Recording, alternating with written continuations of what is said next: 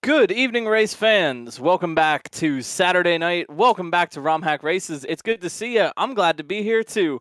We have a really exciting, special, fun level for everybody tonight, and I hope you are ready.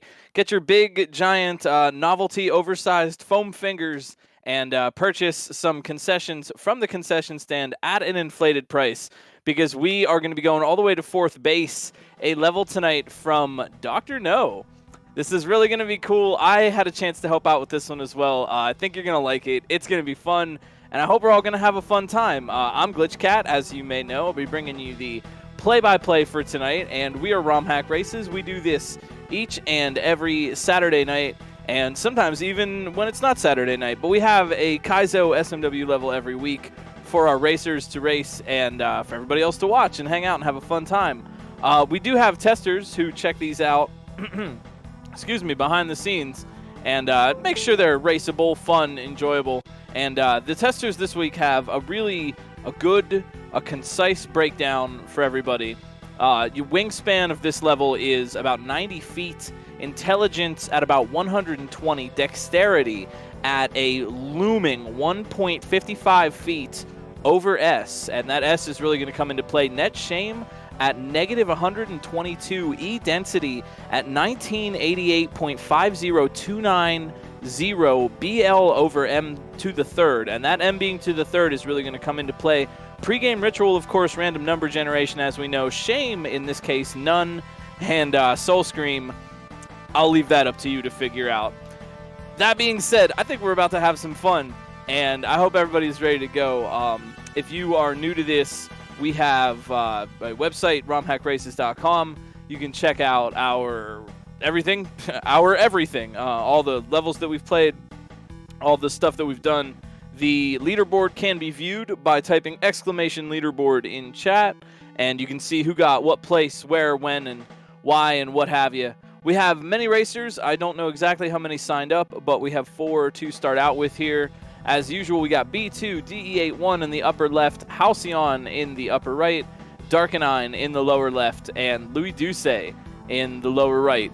If you would like to check this out for yourself, all the patches, like I said, are available on our website, and you can also jump on to the Discord server. We have a special Romhack Race Discord server. Chat with us and hang out behind the scenes, talk shop with us, and participate in all things Kaizo. We also have, D to the fourth, who is helping us out with the leaderboard. Big shout-outs to D to the fourth, of course, and our volunteer staff behind the scenes, helping us all have a fun time. Thanks to the testers and the scouts. Of course, Dr. No, who makes everything run around here and has made tonight's level. And so, tonight, from the Thunderdome, are you ready for the ultimate in Kaizo and baseball? That's right.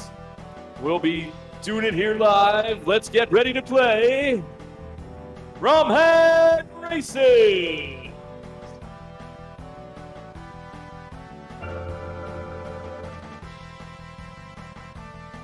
And with that, we should be just about ready. We're waiting for the countdown. Man, I wanted to time that just right, but we're waiting for the countdown here. You were so close. And we should be good to go. Let's do it. Close.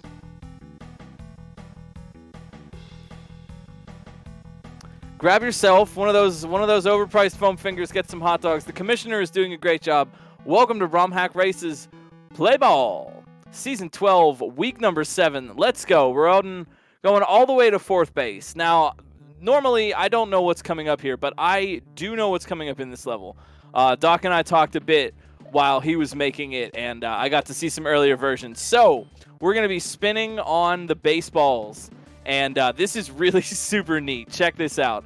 We got baseballs. Obviously, Chuck going to be throwing the baseballs, and we got a bat for Mario to use. And that's going to come in handy because there is a pokey friend, gentleman, individual hanging out up there on those death blocks that needs to be swatted away with the bat. Looks like everybody is already getting the idea here, surfing on these little teeny tiny baseballs. Halcyon in the upper right-hand corner making a good break for it right now. There's that up pipe. Nice job. Up and in. Very quick. And we've got Halcyon moving on in the section. Louis Douce and Darkenine not far behind. Halcyon in the upper right here. making their way through the second section. This might be a fast-paced race tonight. We got Louis Duce as well on the second section. They got in there so quick I didn't even see it. And yeah, this might be a little bit of a fast-paced level, but baseball, as we know, is a fast-paced game of high intensity and action. RB Pimlico making their way to the second section, and Halcyon taking a dive right at the pipe. Yuri Densetsu as well. Everybody on screen right now. Second section starting out with this water and needing to keep the baseballs on the screen. That was mentioned in a message block at the beginning of the level. They will despawn when they get close to the edge of the screen. So one thing important here is to make sure that the players kind of keep those baseballs centered in the camera as they're moving through. And it looks like Halcyon doing a really good job of this. Oh, look out. Haha, yeah, making their way to the end. Yuri Densetsu with those really nice color saturation going on their capture. Louis Duce looking at that gray shell up there. RB Pimlico thinks they know what's up. And yeah, Halcyon, everybody that we've seen so far has gotten to the section. Looks like Louis Duce might have some cheese idea, but couldn't pull it off with the P speed. Now, that might put Louis, I don't know. See, that gives Yuri Densetsu a chance. And Halcyon, back again at this section. 8 players on this section right now. So it is going to be anybody's race right now. We can only fit so many people on the restream. Also, take a look at the background here. Isn't it so cool? I love the big baseball Thunderdome ceiling. Man, I really like it. I like big ceilings. I know that might sound silly, but big fan. Big fan of big ceilings.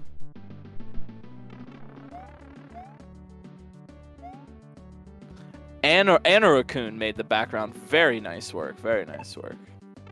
Looks like, RB Pimlico up and over that gray shell, getting it moving with the bat, and onto the third section. So now we got, look out, we got a key, and we also got Darkenine in the upper left.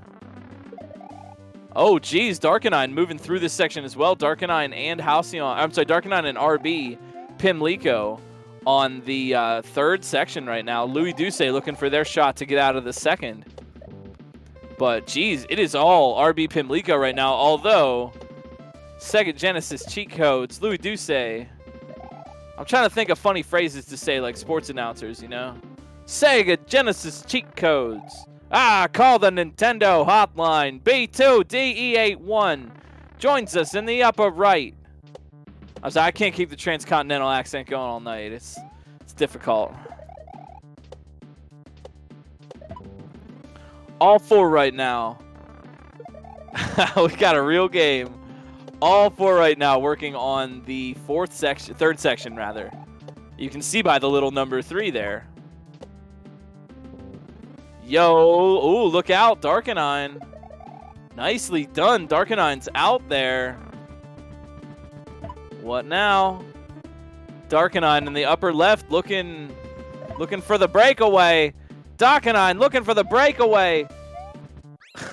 And they're stuck in the ceiling. Oh, they got it though. Nice work, nice work. It's a quick fun one tonight. Don't let the difficulty ranking fool you. Louis Duce coming from behind. Holy moly. To get the second place. That was just by inches. Pixels. B2DE wasting no time with this bat and pulling out the third place. Well done.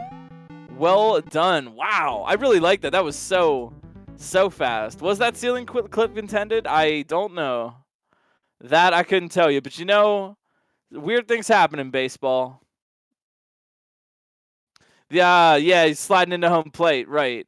Yeah, you slide right in. Except, just like in regular baseball, sometimes you try to slide into home plate and you wind up in the ceiling. That's, it's typical. I've seen those splorts bloopers.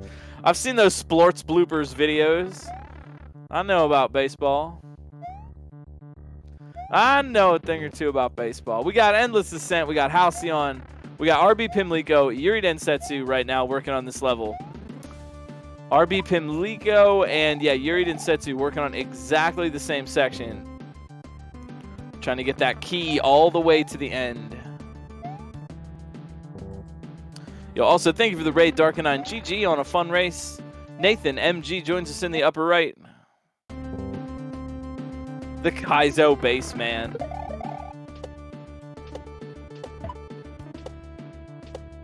I like how all the Chucks get to be here. Got the baseball throwers, got the football Chucks. You know, sports are well represented. Yo, a nice fun level tonight. Shout outs to Dr. No. Okay, can we take a minute?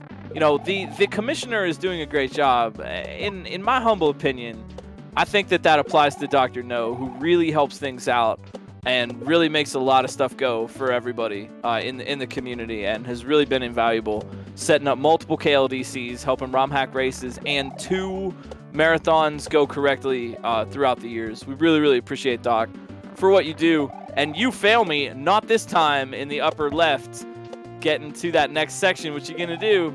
Running, wasting no time. I love the power, just the power move, running with that bat. Nice job, not failing me this time. You fail me in the upper left for the big GG. Everybody mostly working on checkpoint 3 right now, but a couple breaking ahead. Halcyon, oh wait, just in time to finish. I think, wait, is that Halcyon? Yeah, I think we got Halcyon out there as well. Nathan, RB, Yuri Densetsu still working on it. But if you have a little bit of energy, please join me in getting some hype in chat for Dr. No, who makes this level and really helps us out a lot and provides something that I don't know. There are certain people who are very, very good at what they do and who do a really good job in the roles that they pick for themselves. I'm really grateful that Doc has chosen to lend their immense organizational community management kinds of skills to what we do in Kaizo, both on SMW Central, Romhack races, and around the community. I really, really appreciate it, and it does not go unnoticed. Nathan, noticing that pipe there, bringing the key all the way to the end. Looks like Nathan's going to take one more run. Wait for it. Wait for it. Ooh, nice job. And Germdove, too, with the off-screen. They're coming in fast tonight. Sometimes these are longer levels. Sometimes they're shorter levels. I think it's great to have both. We always like the long, you know, we like to hang out, have some fun on Saturdays. But it's nice to have both, man. It's nice to have the ones that are a grind. It's nice to have a quick one, too.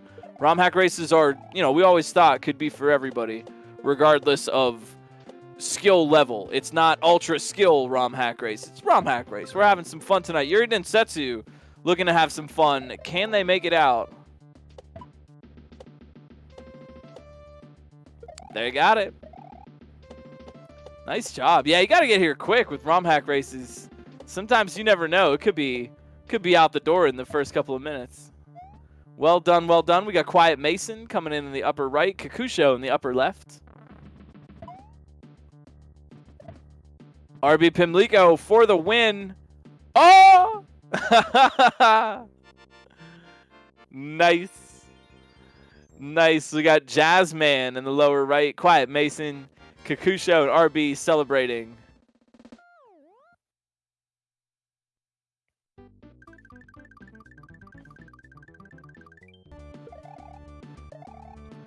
Oof, we got some fog on the play. Quiet Mason gonna have to talk to the referee, to the umpire there. We got some drop frames on the field. That's right, drop frames on the field. That's a 4-minute penalty. They're gonna have to repeat the third down. Dropped frames on the field is the call. Kakusho though. Kakusho making it down the slope. Home plate, fourth base, grand slam. Double combo. I don't know that many baseball phrases. He really beat the shortstop to the field goal on that one. Lots of touchdowns tonight. We got Shy Guy looking to touchdown in the upper left. Fruski in the lower left. Jazzman 287 in the lower right.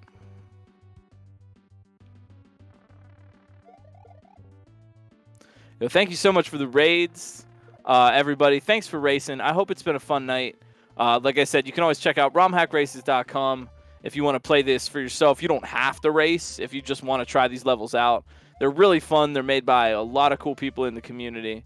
And we got all that and more on romhackraces.com. It's .com. First time racer was a lot of fun. Thank you. Thanks for racing with us. Yo, I hope it was a good time. Or, well, you said it was a good time. So, wait, I'm glad it was a good time. I hoped it was, and then it came true. Oh, this is awesome. That's the best wish ever.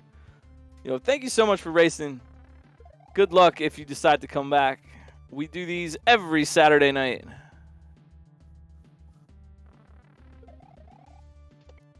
Yeah, well, if you knock down all 10 balls, that is a strike, but you first have to rebound the cue ball into one of the corners before you do that. Don't forget about that. Many players have been disqualified by the referee association.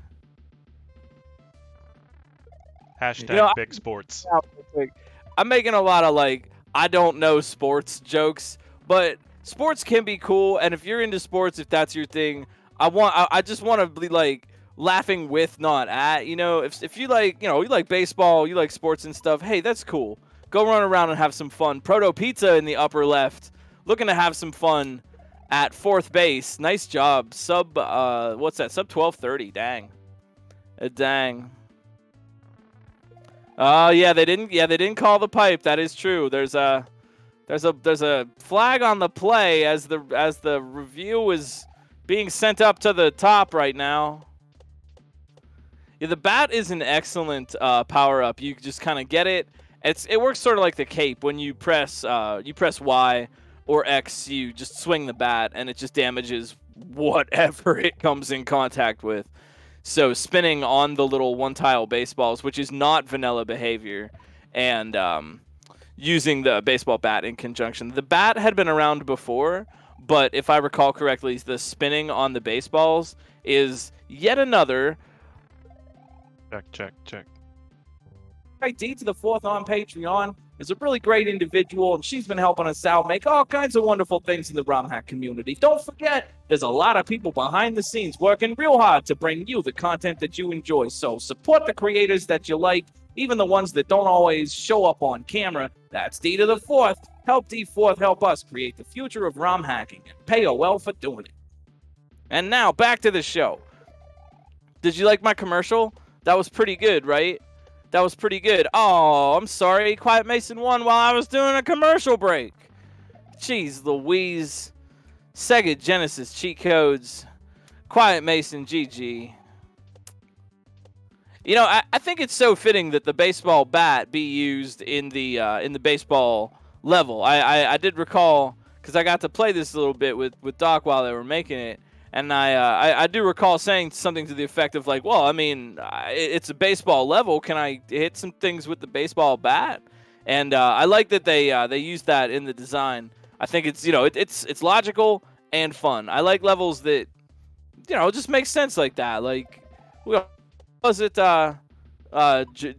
James McMadden often said that if you have good baseball players and they have good skills and you're playing a good game with those good skills, then you would logically have a good baseball game.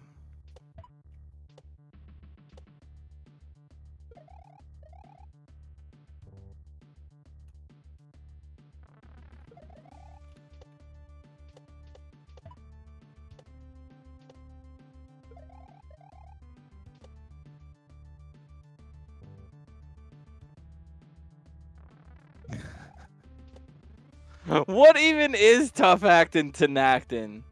I know it's tough acting.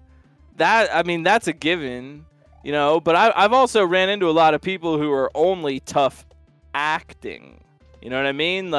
You say tough acting to Nacton, you might actually just be calling them a poser. Yeah, you're tough acting, but what are you really?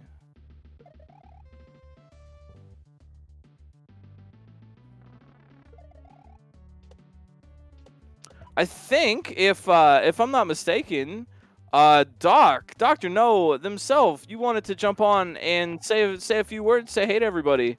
I can't hear you right now on the call, but maybe that's for a perfectly good reason. Well, can you hear me now? I can hear you now. Hello. All right, chat. If you can hear me, let me know, because sometimes this audio stuff, as chat tends to know, sometimes the audio stuff tends to let me know. All right, I'm getting a thumbs up from Osu. That's someone I trust. All right. Awesome. So this is fun. Hi, everybody. 28 racers coming out. That's a lot.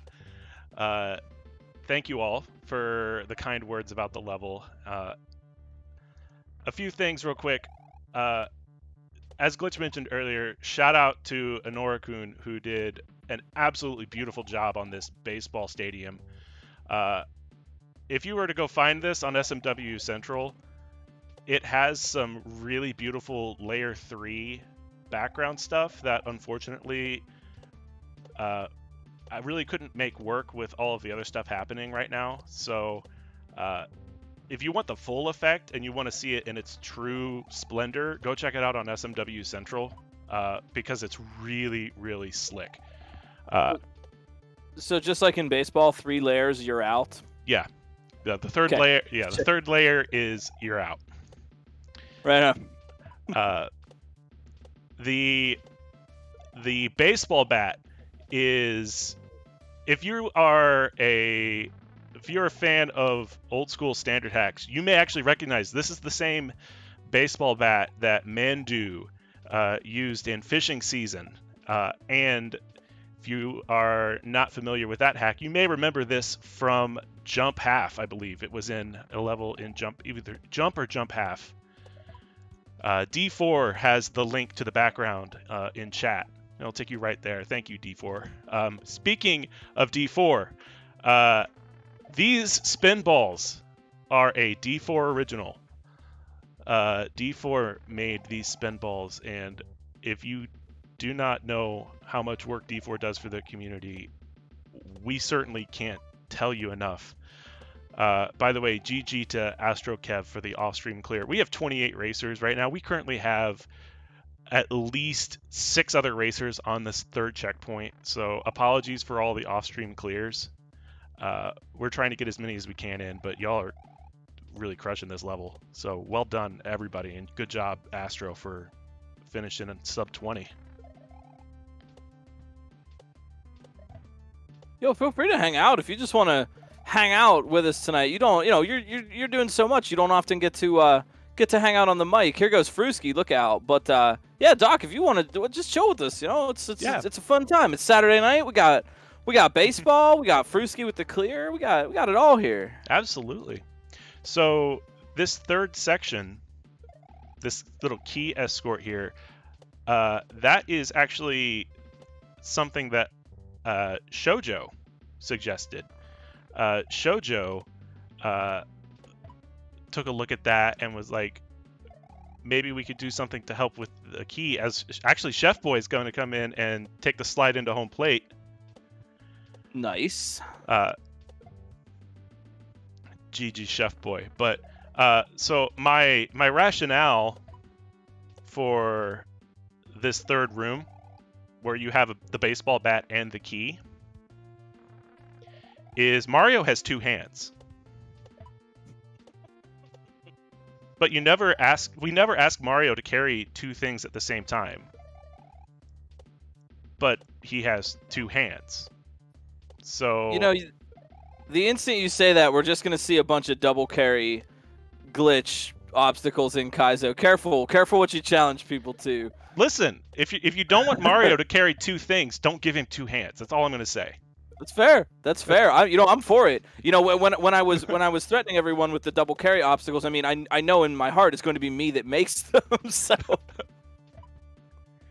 well, I don't know how you carry a P-switch, but a baseball bat you can carry in one hand, and a key has a hole in it that you can just slide. You grip it. So this is perfectly logical to carry both of these things in one in each hand. Perfect sense to me. Does make perfect sense to me. Although, I will, and I'm GG Jazzman. First of all, Jazzman 287 in the lower right, coming in for the clear. But this, I realize that I'm a super uber nerd here with this, but I do recall that there is a photo, a photo, yes, a photograph of Mario. A picture of the real Mario himself in the Super Mario World manual, where he is indeed depicted carrying Baby Yoshi with both hands. Well, one would carry a large box. That's just care. That's what that is. Aw, That's you're just so right. that's just showing a proper affection and care. If Mario wanted to, he could just chuck Baby Yoshi under one arm and just, suitcase it. Yeah, you got me there. That is so true. I wanted to real quick point out Walking Eye in the lower right looks like they're about to win, and Less Than Possum. I've noticed them. They'll like drop the key accidentally, but if they mess up, they just kind of go back sometimes. And they're the only player I've seen pull that off, and I'm impressed that they get that to work. That's good. It's not like, oh, you screwed up. That's like, it's a cool recovery strat. GG Walking Eye. Yeah.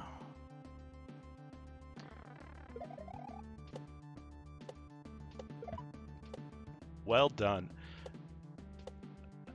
Yeah, there goes Less Than Possum again, going back. They kind of missed the bounce, and then they just went back and just got it again. That's clever. I like that. One thing I found when kind of building out this level is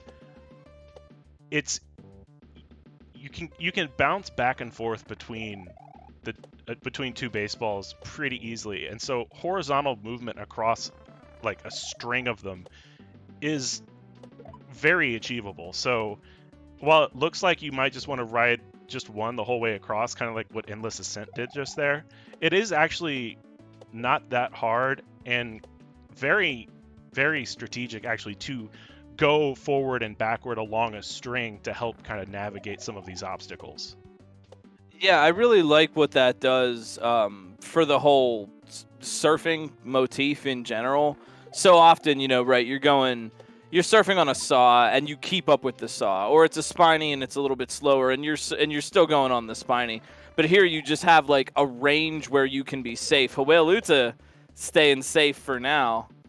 But yeah, like you said, you're not just surfing on one, and that kind of changes the way surfing obstacles could be built in general, because it's not track this one obstacle. It's just kind of stay within this general range and improvise from there. I see a lot of potential for the baseball spin. This is a really cool way to debut the tech. And Less Than Possum, unfortunately for them, but fortunately for me, falling victim to what I had hoped would happen with that one little friendly little flying question block, breaking the spin jump. If you're not careful there, that flying question block will break your spin jump, and that's just not good. But it's interesting how when the goal is don't break the spin jump, you can start using things like regular platforms, blocks, green beans, stuff like that as a death block effectively. Mm-hmm.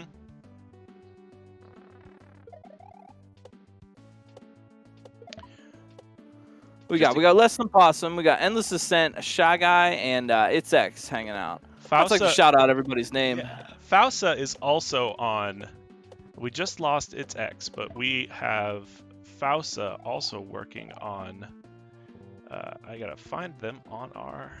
They're up here at the top, but I believe I have to type theirs. No, there they are. Yo, Shy Guy, look out! Wait, okay, waiting for it. Nice, Shy Guy sliding into home. GG. I got the baseball charge song ready to go whenever we need it.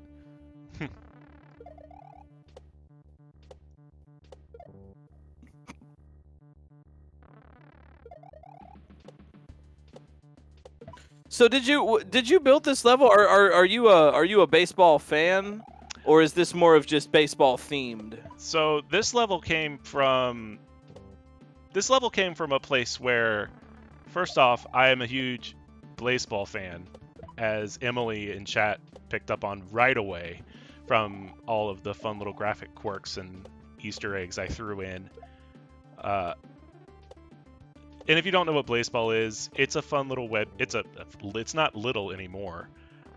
It's a web game based on baseball that has quickly transcended all of that. I can't really start describing it because it might take forever. To be honest, this is the first I've heard of it, and I've been reading this title while I've been testing this level all week. Check it out for yourself. It's it's a community-based fantasy baseball surreal horror simulator. There's a lot going on. The point is it's a really fun game. So I wanted to make a level with a baseball hint to it.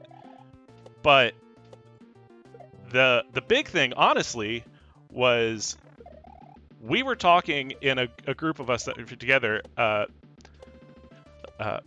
Recently, there was a Twitch team founded. Idol, who is a member of Jump Team and the admin at SMW Central, and Shoujo founded a Twitch team called Rainbow Wing, which I'm a part of. And a group of us were talking, and we were just throwing ideas around. And one of the ideas I threw out was, hey, how hard would it be to make the pitching chuck baseball something you could spin jump on? And if you've ever been in a Discord server with D4, you know that anytime anyone just throws out an idea as it relates to SMW, there's always a chance that D4 will just make that happen. It's really absurd. I've actually gotten to hang out at like a GDQ when someone in the room was just like, hey, what about this, this, and this? And D4 is just sitting over there at their laptop and then just comes back and says, oh, I made it. Like, it's an immense amount of power.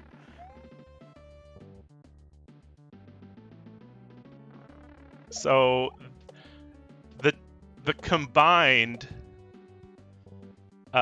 wanting to potentially do a baseball themed level with this new tech from D4,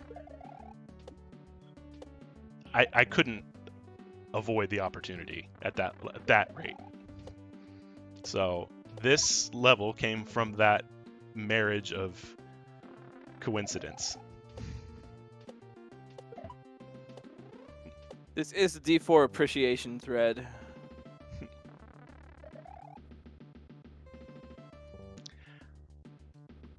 Yeah, I'm just sitting here thinking about, like, okay, like, what would I make out of this?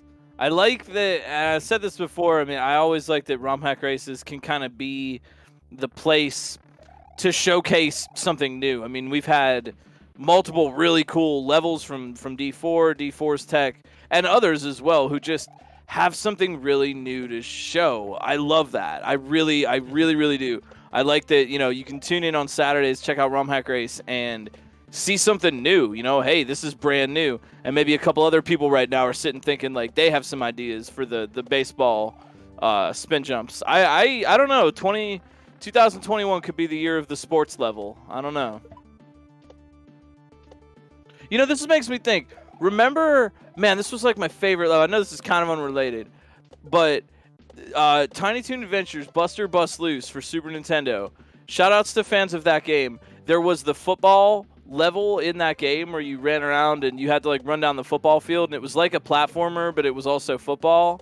That's making me think of this. Do you know that one? Yes, I know that level both for that level and because Jump Team made it a room in the Yump 2 Yellow Switch Palace.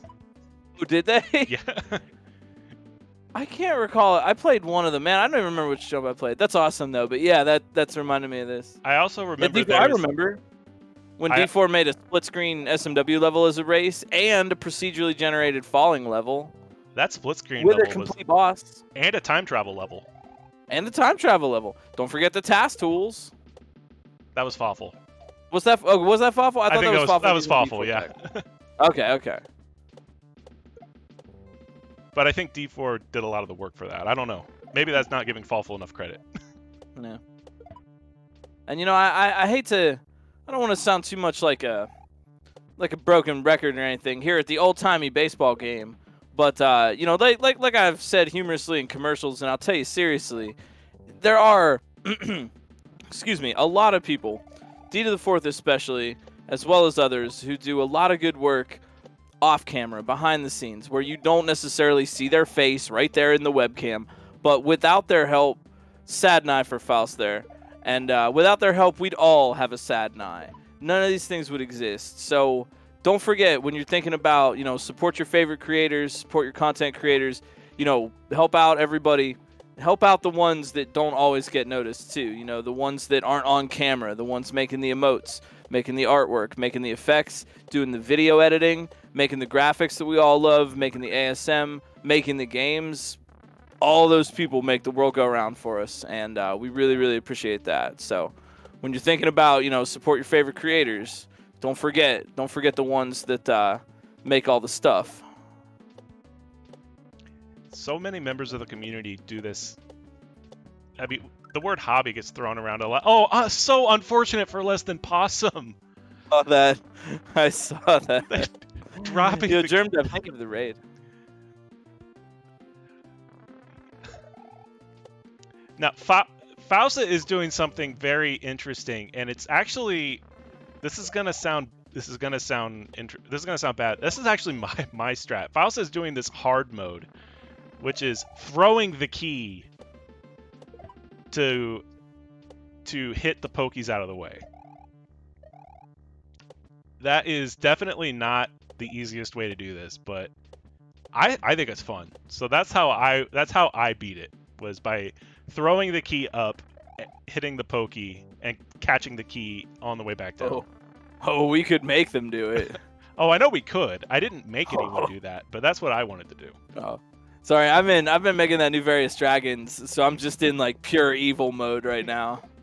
Aha, we could make them do it.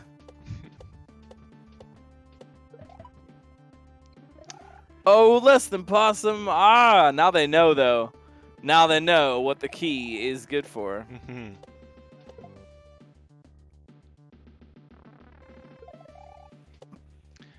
But yeah, so much work has gone into, as a community, creating not just graphics and not just tech, but so much of the behind the scenes, like the pitch and chuck that I used for this level.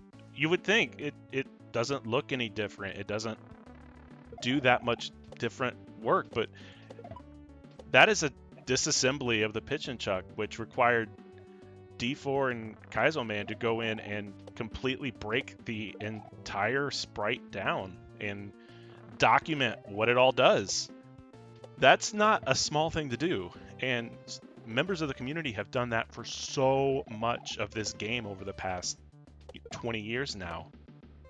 It's a really mind-blowing thing to think about how much we've put into this game to be able to build all of this custom magic, basically.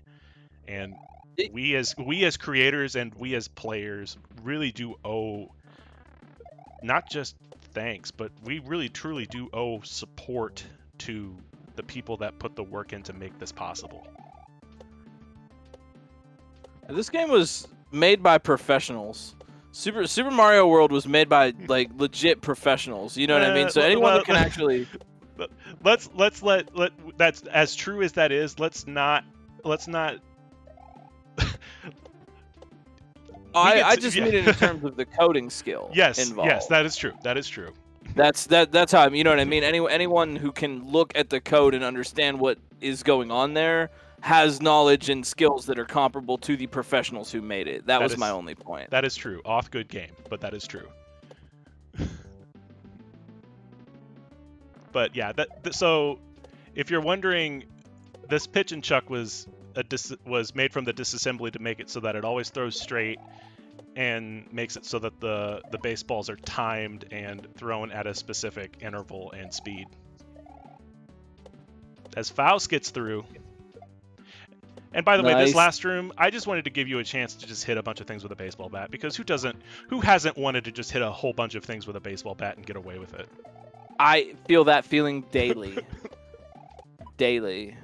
We have this car that's like old, it's not gonna run anymore, broken down, and my wife is like, why don't we just sell it, get it to the scrapyard? I'm like, ooh, could I hit it with a baseball bat a little bit before that?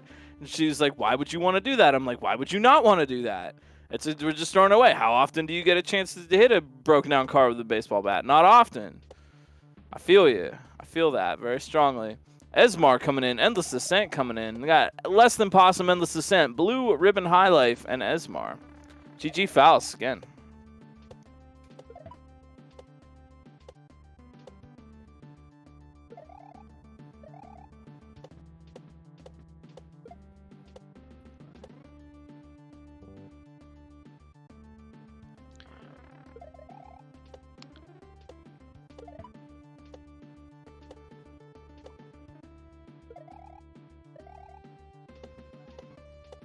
Yo! Endless Ascent. Nice work. Nice work.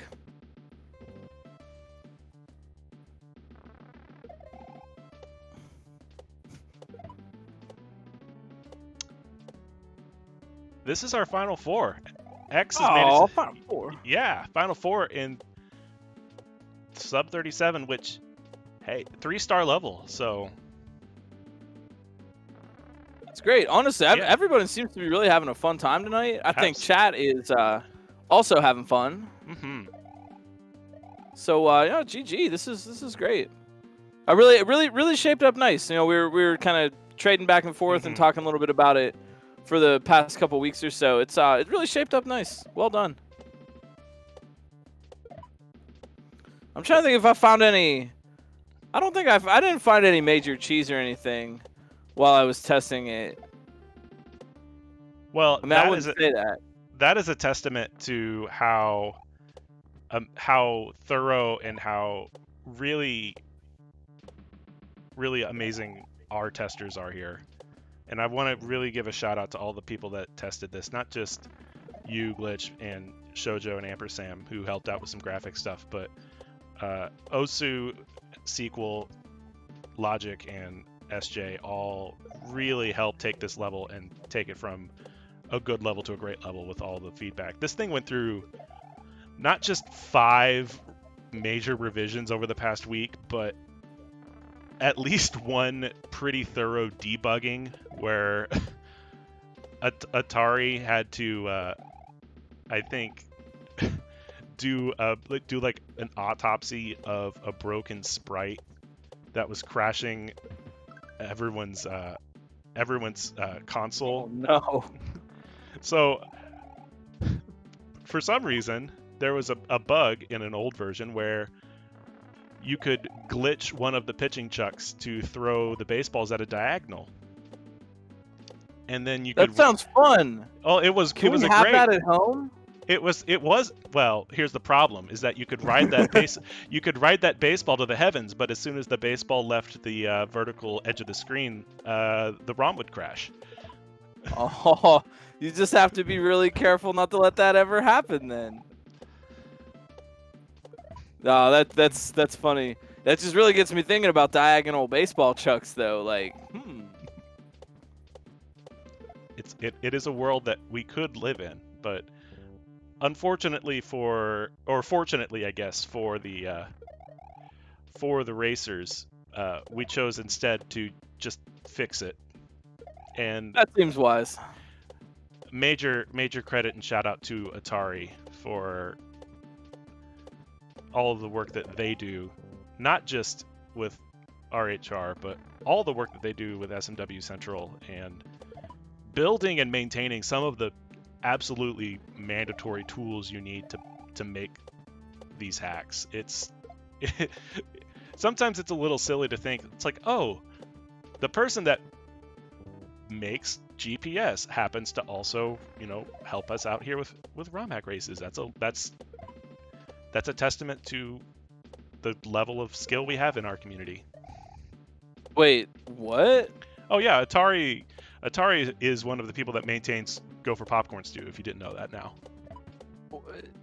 Maintains what? The tool that inserts custom blocks into hacks. Oh, okay. Not the satellite, GPS. not the satellite Okay. GPS. Okay, I was like, wait a minute. So you're telling me that Atari is like maintaining GPS satellites and stuff and just helping out with ROM hacks in the meantime? I mean, he that's could awesome. be. He could be. I don't know. I don't know what he does in his daytime. But he also, if he does that in his daytime, he spends his free time working on the other GPS. Right on. Okay, I mean that's very cool, but it'd be neat to play Mario from a satellite.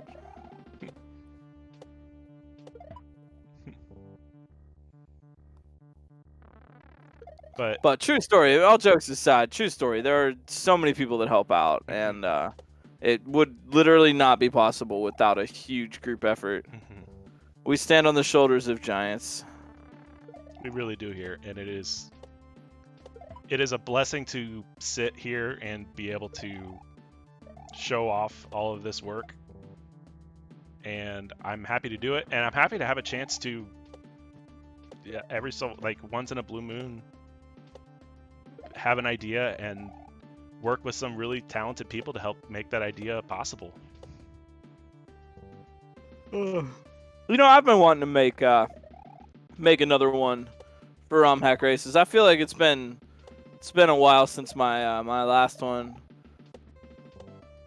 It has been a while since your last one, hasn't it? It's been quite a while. That was before Breakfast Kaizo 2 came out.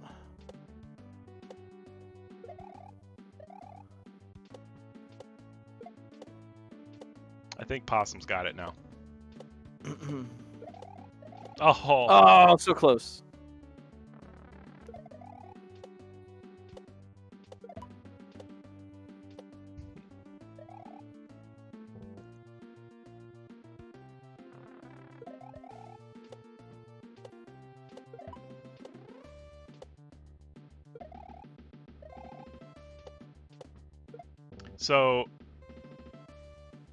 So far, Kakusho is the only person I've seen nail the source of this song.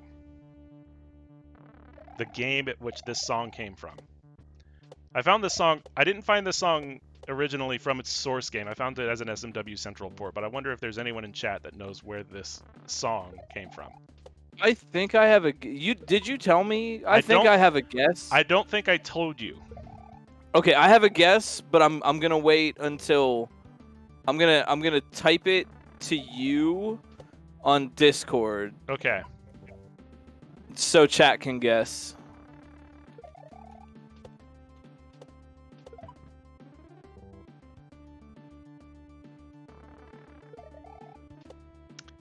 Chat actually got it. So Onlar has it. I thought so.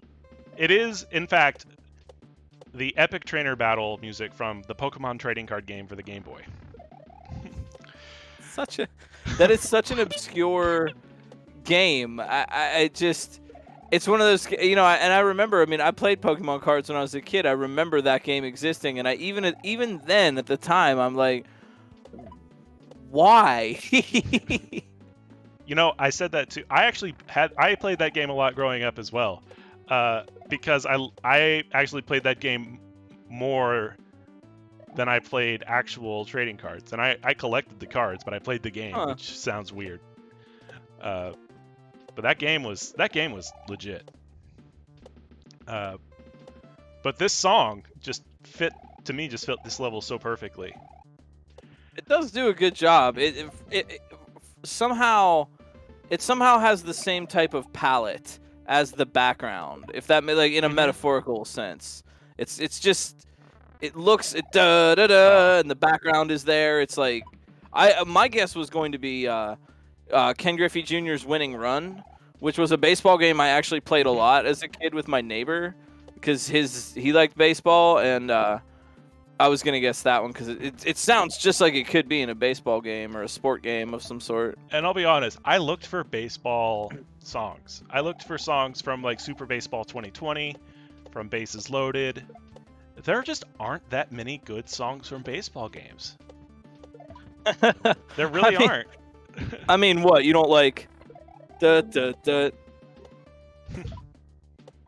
I mean, come on, classic. It's a classic, sure, but I have a tendency to just try to Possum is getting very close. He's finding new and adventurous ways to nigh on that last pokey. But Possum is getting very close.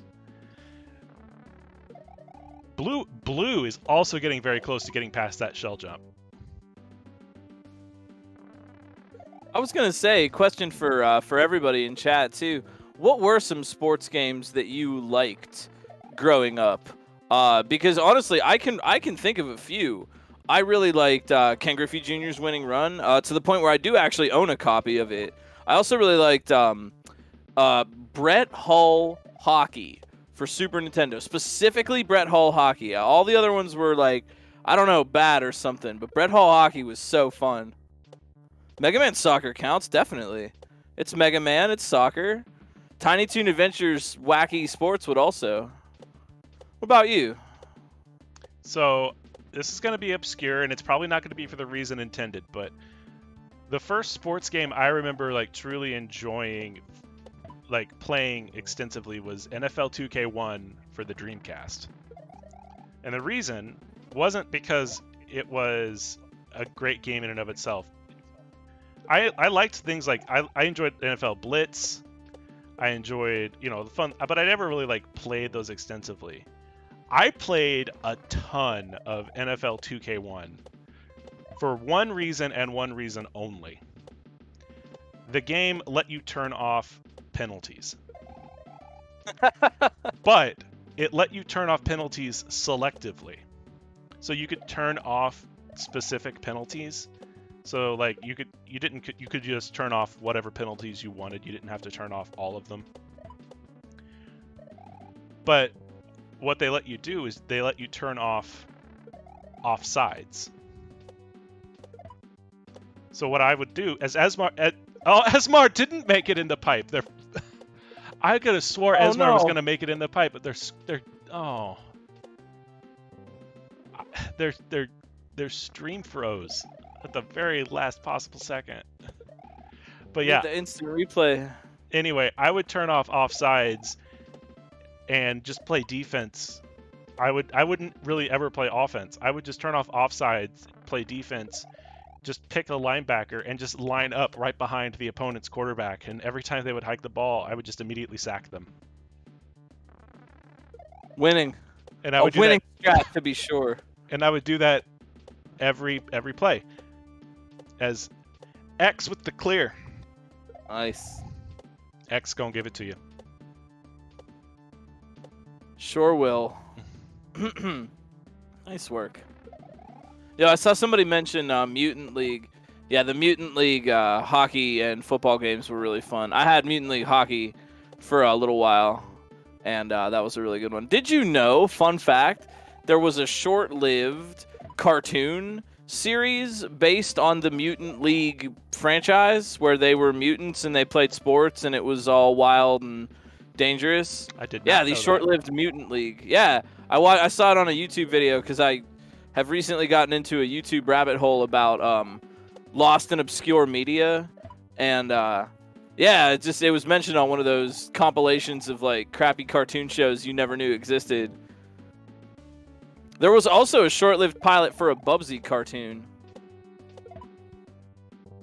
Would Street Fighters count? Yeah, I think so. I don't know. Here's, as when it comes to sports games, I feel like if the characters in the game could beat you up, that counts as a sport. If they're athletic, like surely the characters in Street Fighter aren't like sport players, but they sure could play sports better than someone who wasn't a Street Fighter. So that's how they get their in for me. That's fair. Yo, XGG. GG. Thanks for racing with us.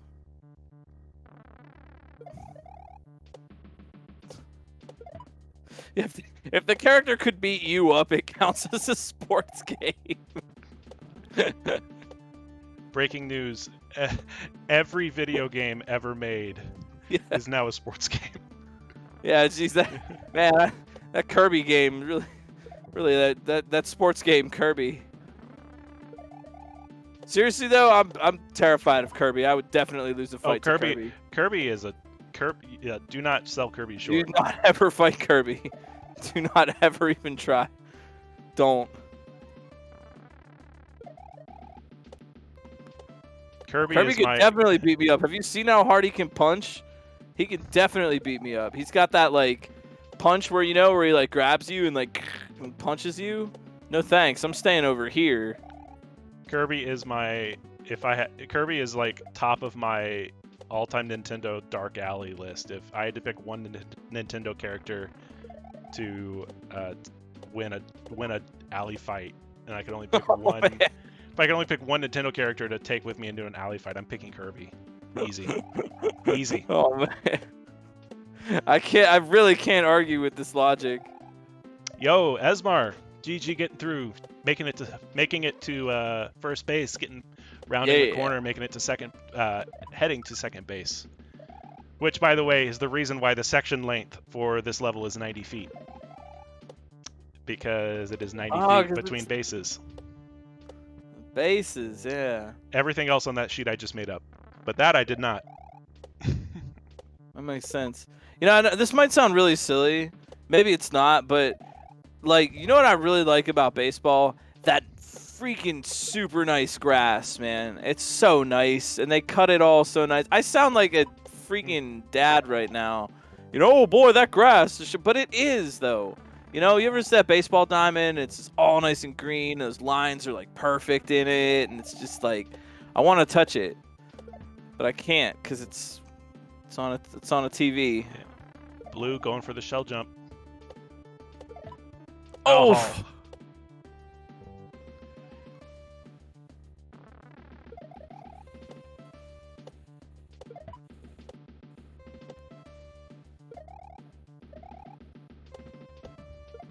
We have at a park nearby where I live, they used to have a par 3 golf course that last year they decided to get rid of because no one was using it. So they've already gotten rid of all of the custom landscaping, and now it's just open grass. And we went there for the first time, and you don't realize how much grass is on a golf course until you just see the open land. Yeah, there's a lot of it, really. I grew up in a place that they had 2 golf courses. It was kind of a yuppity neighborhood, and yeah, there's a buttload on it. And the reason I remember this is because when we were kids, we would always run around at night. We would run around on the courses because it was like a short little back way. You didn't have to walk on the roads, you know. But yeah, there you go, Blue. There's a lot of space. Yo, yeah, there I saw that too. Blue Ribbon High Life making it on down the running down that old baseball diamond. I can't think of. I should have looked up more baseball phrases. It's okay. I'm sorry. I didn't do my research for tonight.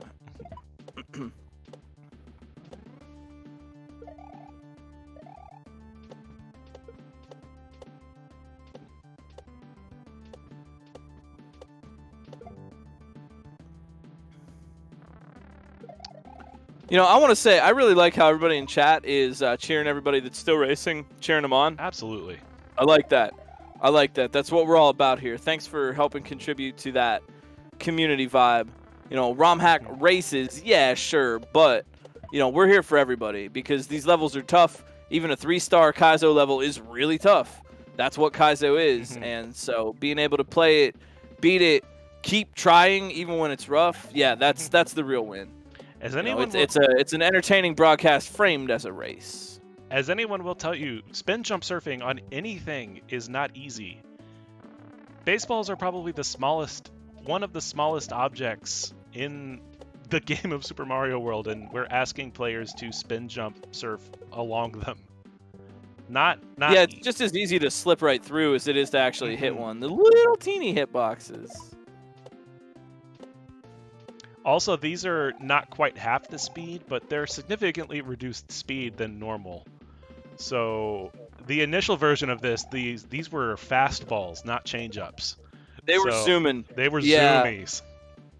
Yeah, I think that was actually one of my first points of feedback. I'm like, this is really cool, but these baseballs are way too fast. They were zooming. That's a 90-mile-an-hour pitch right there from Charles Sportsman.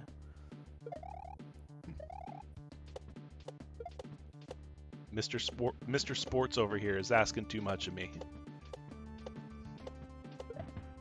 Oh, low, less there than you Possum. go, Possum. Nice moves. There you go. Nice moves, yeah. Your reward is to beat up on these oh, no! It's okay. Oh. It's okay. Whew. Okay. I don't think Possum knows you. There you go. Now you know. Now you know. See, it's okay. I just give you a baseball bat. Well played.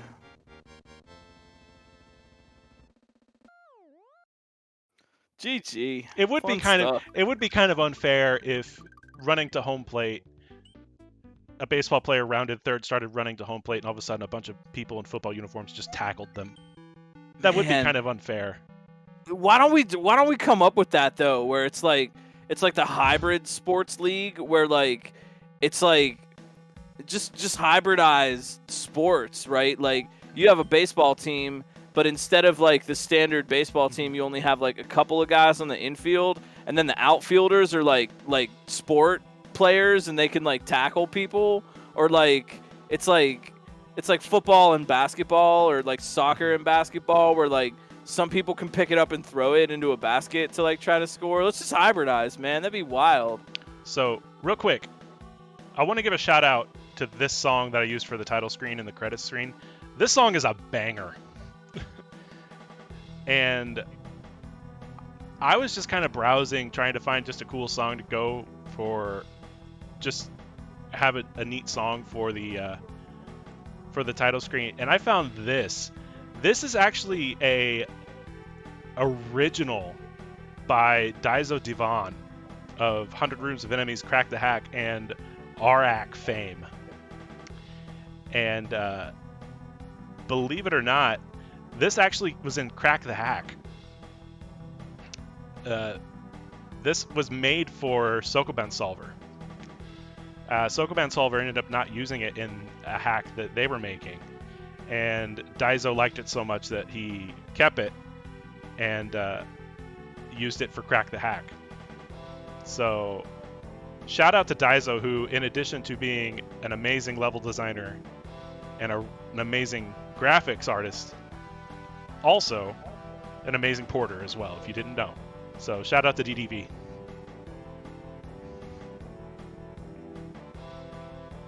Yeah, I've played some of their work. It's very good. Oh, and yeah, I wanted to. That reminds me too. I wanted to point out, this week, what's new in Kaizo? We got the new. I haven't played either of them yet because I've been making that dragon. But we got the brand new morsel hack named after yet another animal, and Waterworld just came out as well. So if you're looking for something to play this weekend, there are some new hacks out there. We also have Nightmare Cafe, which is a one exit. I don't know how many screens, but it's a series. I want to say it's by Lush 50. I don't know how many screens it is, but it's a series of one screens by Lush 50 called Nightmare Cafe that I've seen a whole bunch of people play. 60, yeah, very nice amount of screens from Lush 50, as well as if you're not looking for a Kaizo hack, Gamma V, who, if you are a Mystery Monday old schooler like me, you'll know the name Gamma V, someone who has made some absolutely incredible standard hacks. Gamma V has come out with a brand new hack. I believe it's called Vanilla Islands. So, if you are looking for some new hacks, you have plenty to choose from, both on the Kaizo and non-Kaizo varieties. That sounds fun. I have to get some good recommendations for some more non-Kaizo stuff. I was just thinking the other day how I know this is weird to say, but I kind of want to play another Hyper 6. Just something else. Something not like Kaizo-y. I might have to check that one out. I would not. If you're looking for Kaizo 6, Gamma V is not your creator. Gamma V makes very good, very accessible, very easy to get into and get through hacks that I would recommend to anyone, unlike Hyper 6, which I would recommend to no one unless I knew them well and respected them enough. You may learn it. You may learn it, indeed.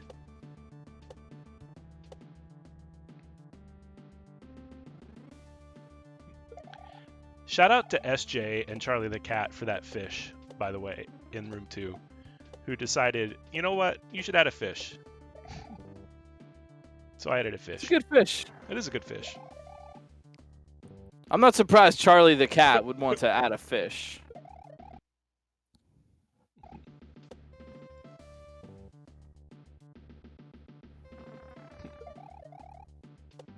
You can send those fish over for Mallow. He would love one.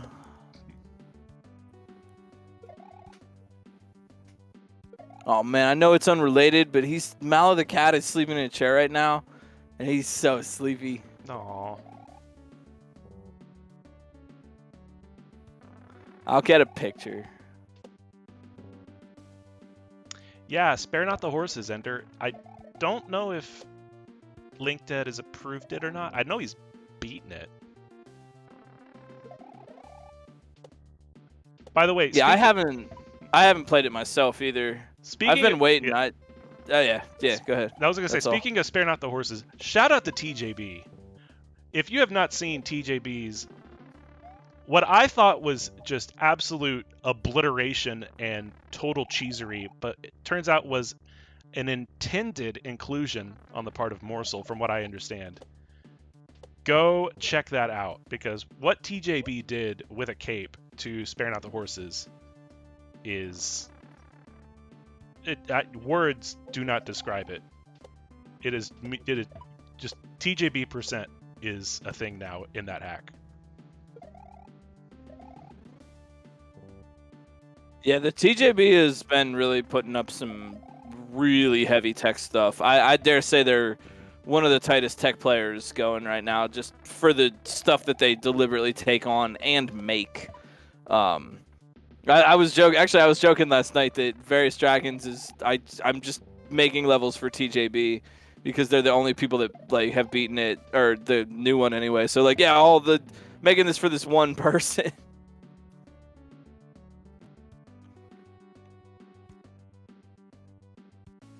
No, TJB is amazing as a person and as a player. There have been a lot of people who have really improved, and you know, over the past couple of years that I've seen people join and start playing. I'm always so impressed at where people are taking the skill ceiling and what people feel like challenging themselves to. It's harder to scare people off now on things these days. Everybody's all ambitious and talented. I like it. It does make you wonder where we'll be. You get fearless players, you start getting fearless creators, and fearless creators lead to some very, very cool things. We'll see. Fearless spin creators, jump on baseball now. fearless creators with fearless playtesters, I should say. Oh, flying question block. Has this level gone over how you'd hoped? I hope so. I wanted it's weird because when I make levels,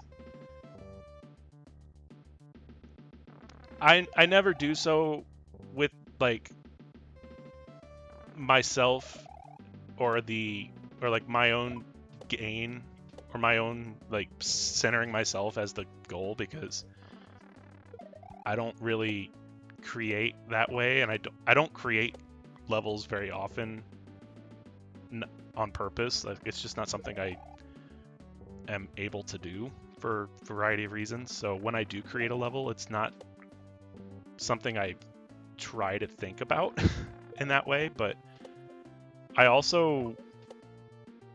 enjoy the opportunity as much as anything, and the fact that it's here and people have played it and people have finished it and people seem to be enjoying it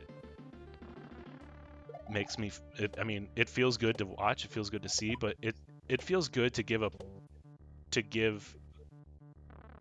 this tech, it feels good to give these creators a stage to show some of the stuff they've made. So yeah, I'm glad it's gone over as well as it has, but like it's hard for me to make this kind of stuff. Yeah. Don't spare the horses. Sorry, not spare not the horses, but that's the name of the morsel hack. Don't spare the horses. But yeah, as far as like, I'm glad people like it, because I want people to like Romhack race levels. Like, I want people to like every race level, and I know that's not possible. And I know people will like different race levels for different reasons, but I'm glad this level was good enough to be part of what we do here. And I think it definitely fits. Yeah. And I'm glad to have the chance to be part of that part of it too. Because yeah, like you said, you know, I wasn't referring to myself when I said the commissioner is doing a great job, but if that's how people see me, I appreciate it. And Well, you fill the role well. Thank you for that. for sure, I appreciate that, and it's something I'm gonna keep doing for as long as y'all have me. I'm not going anywhere. I was gonna say I think that like you say like when people can't like all levels, and I would to go along with that. I think we're doing and the community feedback. I mean shout out if you have thoughts on it, but I think we do a good job hitting a wide range. I mean for the size of the volunteer team that we have, and for everybody volunteering their time and energy for this every week, there's only so much content that we could possibly have ready to go each and every week. And that being said, we had some harder levels before. We have some easier levels, and I think we do a good job hitting a good spread of that. There's not too many hard levels in a row, and there's not too many easier levels in a row to kind of make people bored, or like, well, I'm waiting for them to not have a 6 out of 10 or a 7 out of 10 one, and then like they don't get to race or something. And I do notice people come out for the sub 5 out of 10 stuff sometimes, and that's also good, right? That's a good spread. But I think that people, and again, let me know if I'm off base, but I think off base, get it? But I think that people know that if you're playing a Romhack race level, whether it's 3 out of 10, 6 out of 10, 7 out of 10, you're at least going to get a good version of that difficulty level. You know what I mean? It's going to be 6 out of 10 for a fair reason. It's not going to be 7 out of 10 because there's some expletive deleted one tile gaps somewhere. I hope that we can, and I'm so proud of the work that the testers and everyone has done, that I'm glad that we can kind of establish that trust relationship with people, that you might not know what you're getting into with a Romhack race level necessarily, but you know that it's been checked. Someone else looked at this, there's been other eyes on it that determined it wasn't going to be just some kind of monstrosity. And, we've learned a lot. I remember all the way back in the day doing like Mario Maker 1 races, the Friday, Saturday races and stuff. And so it's been a long time as a community, I think, kind of learning how to make sight reading levels. What works in a race might not work in a hack or something, or vice versa. It's like, well, this would be fine if you were making this in your hack, but as a race level, we need to communicate a little differently or a little bit better, or just not challenge them so freaking hard in some cases. And it's been a long time, and I know, a lot of people, Osu comes to mind, have been around since like even that time, where we all got to learn these lessons about kind of how to do races like this. And I'm proud that we, anymore, we really function as a well-oiled machine. And I'm just super, super grateful to everybody for being a part of that. It's funny because if we had traveled back in time, almost 2 years now to those first GDQs where we were having these conversations, if I'd come back in time and said, hey, heads up, in 2 years from now, there's going to be a whole lot of community discussion about what race Kaizo is, because the work that this community has done has had such a fundamental impact on the entire genre that race Kaizo is now a thing that people can recognize as a subset of what creative, work is coming out of the community. Like when we say race level, that has connotation now, and that means something. That's a really good point. I like that. It makes me think it's like it's like a bicycle path. You could have a bike race on any kind of surface, right? You could have a bike race through the woods. I've got the scars from when I was a kid to prove it. But there's a difference between like race and race track. The racetrack has the presumption of being flat, stable, not going to be a lot of gravel, not junk in the way. And you and your friends might want to race through the janky backwoods trail. You know what I mean? That can be really super fun, but exactly how you said it. There's like race Kaizo, and that's like presumed to be like good track conditions, if that makes sense, or like a golf course. You don't have to go to the official mini golf course, man. You can build your own in the backyard. Like, it's not that hard, man. But you go to the golf course and there's the presumption of it's going to be good conditions for it, and I like that differentiation has been like accepted and is understood by the community, I think. Because it always used to be, and I'm not trying to open old wounds or anything. It's just a topical example. I'm not naming names or anything. This is way back in the day, pre Romhack races. But doing like older races and stuff, there got to be some kind of friction with like, well, I mean, why can't I make it like this super hard? And there was like, well, I want to make it like this. Yeah, but is that good for a race? We'd always have to say. And I like that friction has largely been smoothed out, that people just understand if you're going to do a sight reading race, there need to be certain stipulations that don't exist necessarily if you're just making a hack for yourself or whatever. A little bit more indication when it's presumed to be a race, a little bit more forgiveness when there's a race going on. Don't troll them right at the end, in such a brutal way or whatever.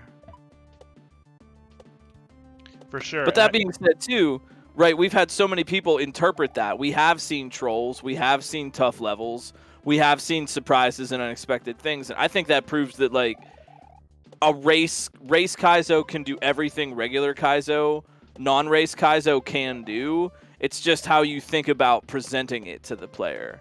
That's what makes it the race level versus just your hack. Your hack can be as cryptic and kind of screwy as you want, but race level is a large print version of that, so to speak. Well, I think one thing that one of the things that I've like been happy to see is that sight reading doesn't mean easy, and being able to establish that you can still sight read a level and you can still race it, but that doesn't mean it's easy. Yeah, that's a good point too, because sometimes the discussions, way back in the day when the old lore was being laid down, centered around, well, what do you mean it has to be good for a race? What do you mean? Well, are you saying it's bad because they can't one-shot everything? That would be too easy. And, that's kind of a fair point too, right? And that's why I like to talk about the consistency. Yes, it's the sight reads that might get you through that one clutch up pipe or that couple of obstacles, but beyond that, it's the consistency. And those are two things that are working together, I think, in any Kaizo race. If you can't sight read it, be consistent. And if you can't be consistent, sight read. Have you two ways to win and two ways to block you. And I think that makes for an interesting matchup a lot of times between players who are more gooder at one thing or another. I see players who do better sight reads and tend to have those clutch moments, and then players who tend not to have those moments but get right back there immediately. And I've seen both strategies win a race. And what's interesting too is that it's hard to have a strategy. If this were even like a speedrun tournament, say it was like a vanilla Mario World tournament, you could have a strat and you could kind of say, well, I know they're going to go for these time saves and I can't do this time save, but I might get these if I go for it. And you can kind of plan a little bit. But even for individual racers who might be good at sight reading or consistency, you don't even know what you're going to have to do. You don't know which trick in your bag of tricks is going to win the race for you today. Is it going to be a clutch read or is it going to be a sight read? So you have to just be ready to do whatever you want. And that is true, where sight reading doesn't necessarily mean sight readable doesn't necessarily mean easy. It means you can read it on sight. I think what time has shown to be one of the most important things for a blind race, for a sight read race, is don't confuse them. just let them understand what the heck they have to do. And sure, that can be interpreted, and there's some cosmic brainery, right? Because not all things are immediately apparent to all people, right? But the most important thing has always been just don't confuse them. Oh, I just didn't realize that all I had to do was make that jump and I lost the race because of it. Otherwise, it was an easy obstacle. That's the thing that really gets people salty in races. It's not even necessarily lack of trolls or lack of having to figure it out, but just straight up crypticism that's what gets rough in races, and that's been the thing that I think we've worked on avoiding. It's one of the things I ran into when I was making this level is when I made my other. So for those of you that are unfamiliar, this is my third level I've made for Romhack races. The first one was a Switch Palace that was based around Yoshi ditching, and the second one was another D4 tech level that I used the Hippo Bubble from Super Mario Land 2, which was my favorite. Oh yeah, that was a good one. But like this one, another level built on a D4 gimmick, which, what can I say? I have a pattern. But this one, I found myself like really looking at I found myself looking at it, being like, there's a lot of white space here, and it's hard for me to look at a bunch of white space without feeling like something's missing, especially in the context of Lunar Magic, where you have like the whole level laid out and it's hard to really kind of see like what the player sees if you're not really, really skilled or have a ton of experience at it. So having to put myself not just in the mind of a player, but in the mind of a racer, and think like, okay, what would a racer want out of this? And honestly, a racer isn't going to want a lot of distraction. A racer isn't going to want a lot of things getting in the way of, things getting in the way in terms of, I would say in terms of like visual distraction that isn't relevant to the level at hand. Yeah. So I think, I don't know if it was you that said this or if I picked this up with someone else, but everything on the screen has a purpose.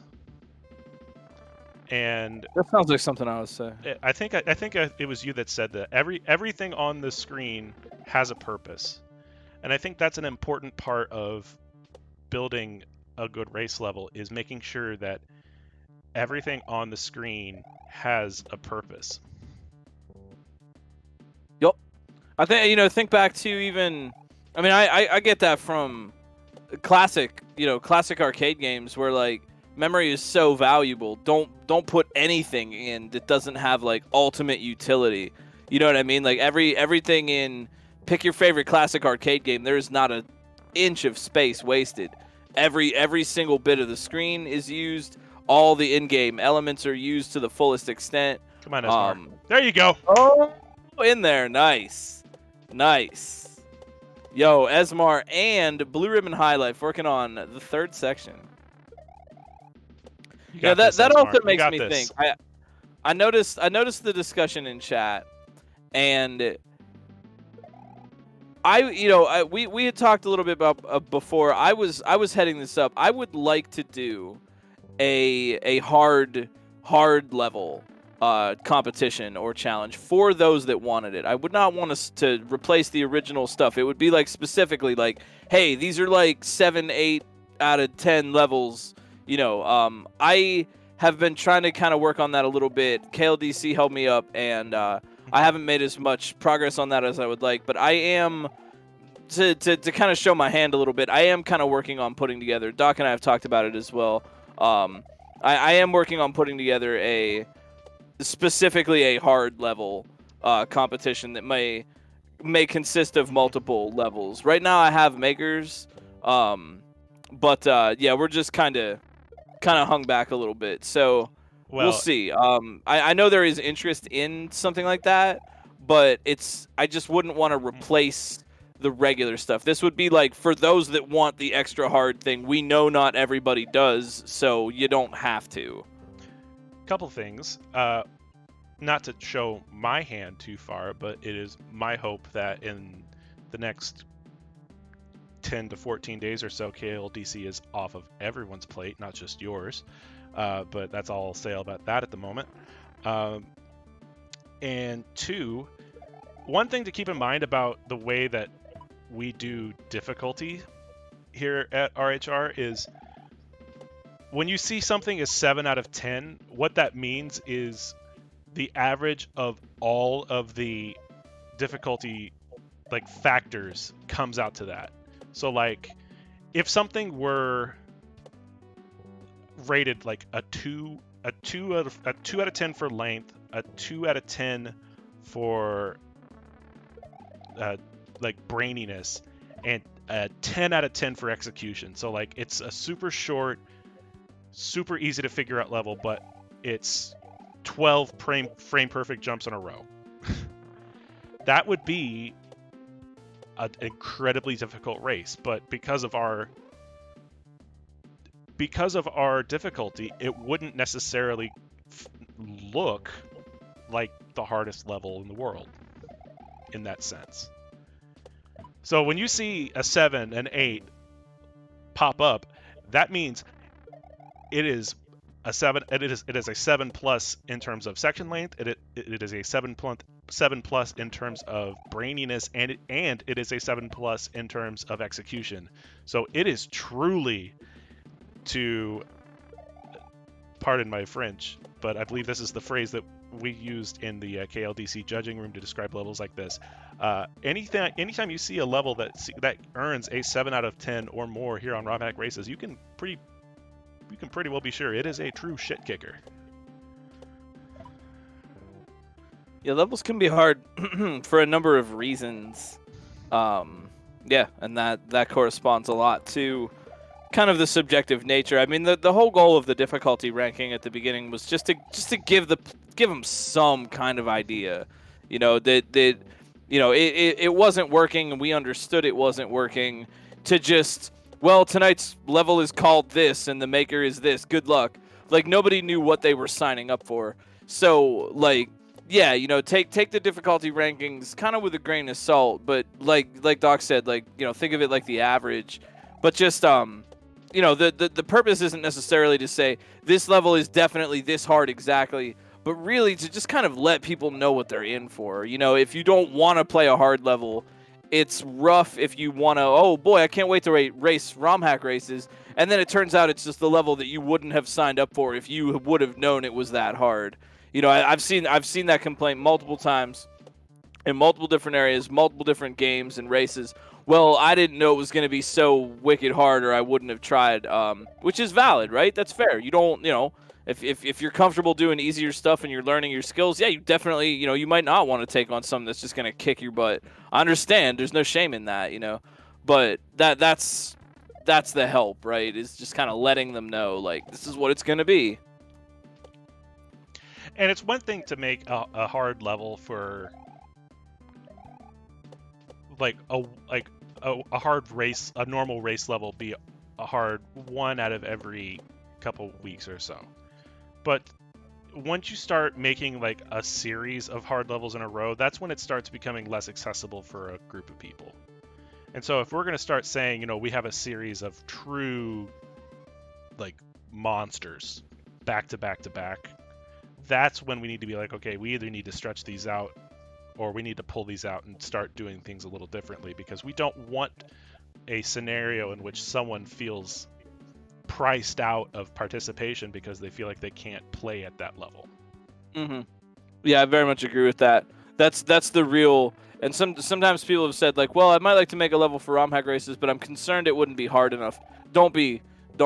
That's fine. You know what I mean? Like, I mean, don't, you know, easy baby level is, you know, there is a point, right? But don't let that deter people, because we need the easier stuff too. That's good. I like the kind of like 2 out of 3 or 1 out of 3 rule, where it's like, you have maybe 2 that are similar and 1 that's different. 2 hards, an easier one. 2 easies, 1 hard. Kind of flip flop it that way. So like, there's enough of a spread that a diverse amount of people can participate. I mean, the 4 meme that always pops up, it's a meme, but it is true in the sense that we get a lot of 4s. And sometimes we get a lot of 4s in a row. Because for us, an average level is a 4, because it's that split between a 7, which tends to be the hardest we go on a regular basis, and a 2, which is the easiest we go on a regular basis. I don't think we've had ever had a 1. I think my first level was a 2. I think we've had maybe 3 or 4 2s in the 139 weeks we've done this. Yeah, the scale goes 1 to 10, but really we sit inside 2 to 7 generally. Mm-hmm. I believe there may have been 1 or maybe 1 or 2 8s. Maybe. If there have been very few. There have been as many 8s as there have been 2s, but not. It's an extreme on both ends. Morsel's level, I believe, was a 7. It may have been Morsels may have been one of the 8s. I forget what Las Vegas Monster was. Also, I know way more of the names of these levels than I probably should. Like I know these levels by name now, which is a little scary.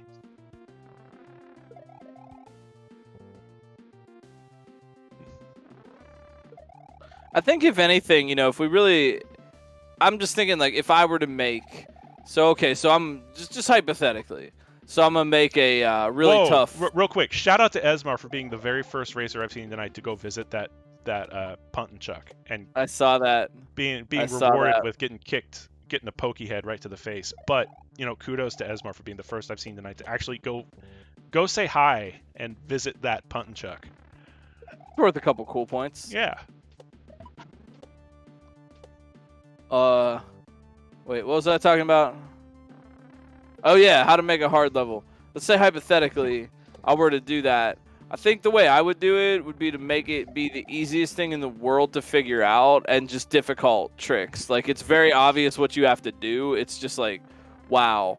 Or just like incredibly short sections might be the way to do that. Like just think, how would you make a fair 8 out of 10 or something? You know what I mean? Like really short sections, or even heck, just show them a little clear video or something. And just let them do it. But like you're talking about the average, like lowering the braininess.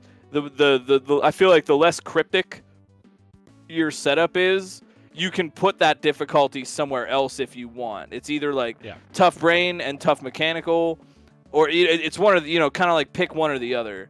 Combining the two is tough, especially for a race level. Yeah. D4 with the knowledge in chat. 4 2-stars and 1 8-star. And I think the 8-star is either Las Vegas Monster by Morsel or Mario's Car Keys by FTO29. I believe it's one of those two. Both of those levels, if you've not played either of them, are... If you're looking for a hard level, if you've not played Morsel's Las Vegas Monster or Mario's Car Keys in particular is a masterpiece if you're looking for a hard level. That's a good one. Yeah, I remember that one as well. I always did like the Stuntman Mario Icy Fruits level from like one of the very first seasons. It was the video submission that I used for the Romhack race for GDQ. I used that level, so I always have a special place for it.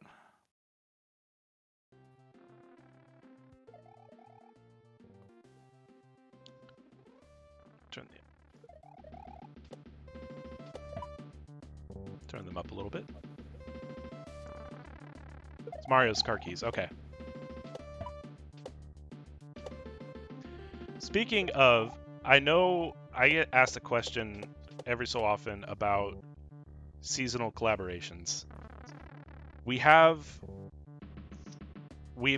has been a very long time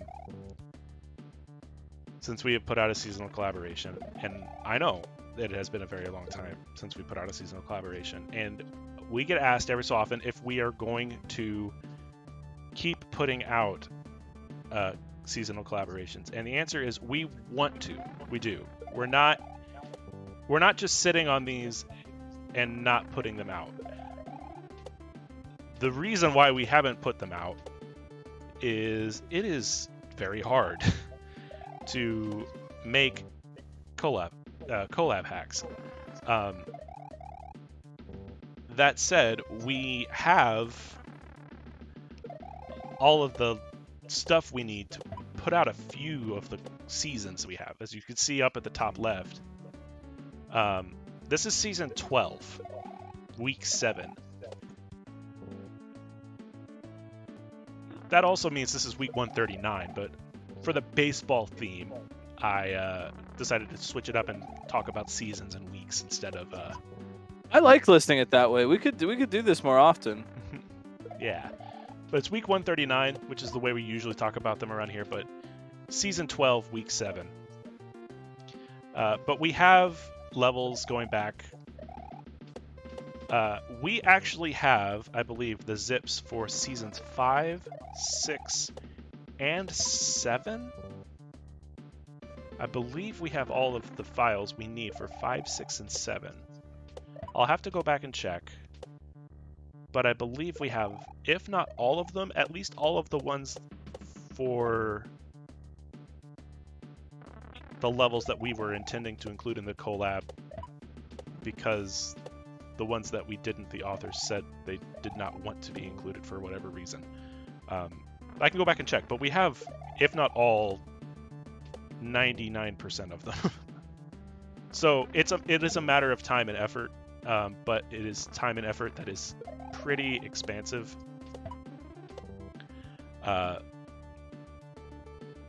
We have a D4, as you see, and D4, as we've noticed, can do amazing things, but we are a small team, and collab hacks are a big project, so be patient. It is something that we know we have and we can do. It's just a matter of prioritizing and getting everything we need together in order to put those out. So thank you. We do have those, and we do want to keep putting them out, but it's just time, and we all have lives, and we all have other projects, and we all have lives. Well, I only have one.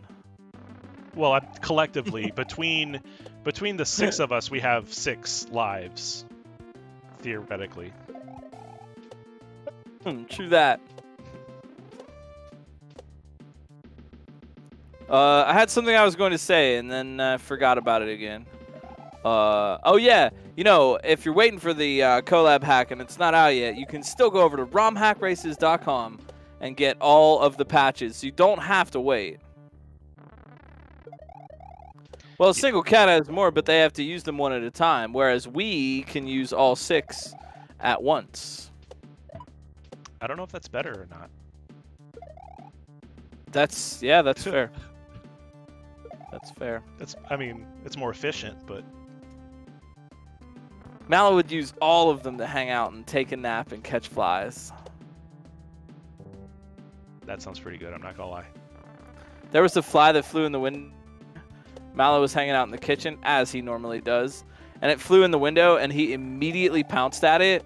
It noped out and did a 180 and just went right back out the window. Like, whoa, sorry, I don't want to be here. Like, big gulps, huh? All right. Well, see you later.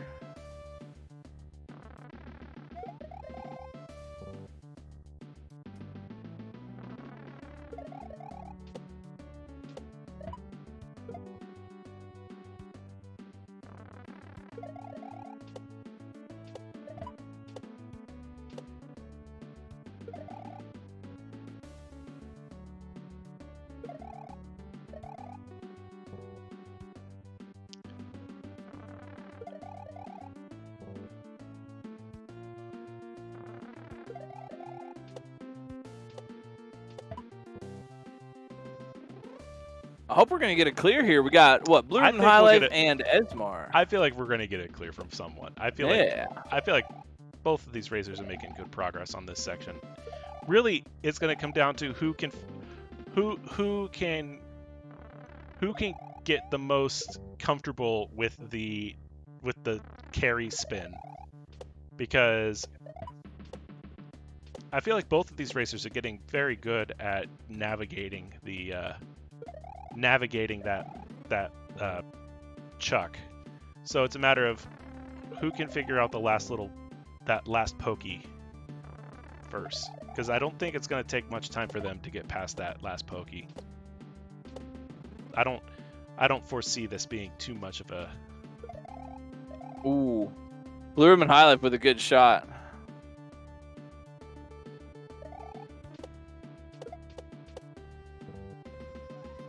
Looks like Blue Ribbon's got kind of a formula for this now. Yeah. Blue Ribbon does what I do, and I think Esmar's doing this too. Blue Ribbon will get on that platform above where the second pitching chuck is, and just wait, and then wait for the baseballs to start up again, and get a string of them going, and ride that second string to the end of the room, because that second string is more stable, because you know how many you have left. That second string, I see it's a sports pun there. It I is see a what you sports did. pun, yeah. Uh-huh.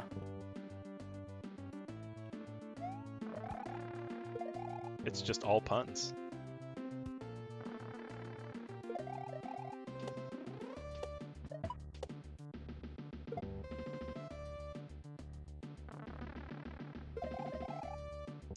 I was talking to, by the way, slightly unrelated. Shout out to Princess Bun Bun, who has been absolutely grinding like a champion on Quickie World. And if you don't follow her on her stream, her Quickie World adventure, she has been putting in work getting through Quickie World as a new player to Kaizo. But I have never played Kaizo on console longer than maybe 10 to 15 minutes at a time outside of the GDQ practice room. And I was fortunate enough recently to get a Super NT. And so I am just now excited enough to be able to start playing hacks on console. And so Nice. Bun Bun inspired me to start with Quickie World. This week is the week I got to soft ring. Did you? Yeah, so I am at soft ring. And let me tell you something about soft ring. Saw surfing is a lot easier when you've been practicing all week baseball surfing. Yup. So if you're wondering what's a good way to get better at surfing on saws, I offer you this level as an opportunity to better your spin jumping skills. Because it has helped me, I will say that. You know, there, Doctor. No, if you want, there, I have a little old tutorial on my YouTube channel about Sovereign Castle. Where can I find that tutorial? Why, that would be on my YouTube, GlitchCat7, just GlitchCat on YouTube, and do have a Sovereign Castle tutorial, because I know everybody struggles on that, and I wanted to help out a little bit. See, Hueluta helped out so much. That's a good customer review there. Yo, 4 times smaller baseball hitbox? Ooh. That sounds... Go on. That sounds like... Wow. I'm just trying to think about, like, could one even be remotely consistent with that? I don't know. Probably. Likely. I mean, could, yes. Should?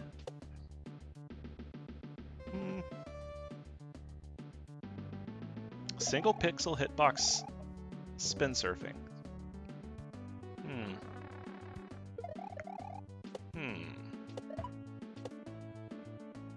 Wow, hit a single pixel. That's pretty. I mean, that's like Atari. That's like Atari 2600 games. That is the smallest possible hitbox. Yeah. Well, that's one of the reasons why I always I still think people should play Atari, because there's no hitbox. There's no hitbox. There's no like meta collision detection. Doesn't exist. Why would it? It's that takes up precious memory, and so like on Atari, everything is pixels. Everything. Chopper Command, great game. The shot is like 2 pixels wide. It's functionally a scan line on your CRT. So like literally, it becomes the game at high speeds of hit a pixel with a scan line. And that is, I don't know, I've found that to be immensely helpful to me as a player mechanically, right? Just sitting down and spending some time with just ridiculously crude stuff like that. Or not, it's not even crude, right? It just behaves in a way that we're not used to. We're used to being able to cheat hitboxes and, like wait for the overlap to take place before some collision occurs. Nope, not on Atari. Are there 2 pixels next to each other? Haha, you're dead now. Or you kill the enemy or whatever. Berserk. If y'all want a fun time, see what kind of a high score you can get on Atari 2600 Berserk. The emulator is called Stella, and it is super hyper easy to get. You don't even download single Atari ROMs. You just download them by like alphabetical, like A to K. They're remarkably small. Try Berserk out. It's easy to learn. It's easy to play, and it'll get you good at shooting and lining things up in really tight areas.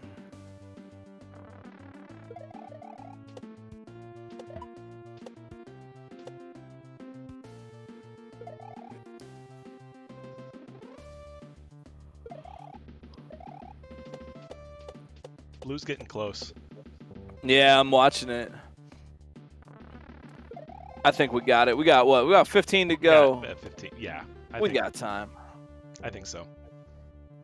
For sure. The 1 sub-pixel hitbox is what's frightening.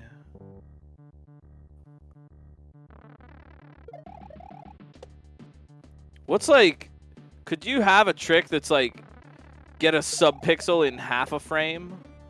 Like, faster than frame perfect? I think we're beyond the point of could you. I think there's, I don't know how much is left that is not possible at some level. It's a matter of That's fair. feasible. Yeah, that's fair. That's fair. It can all be done.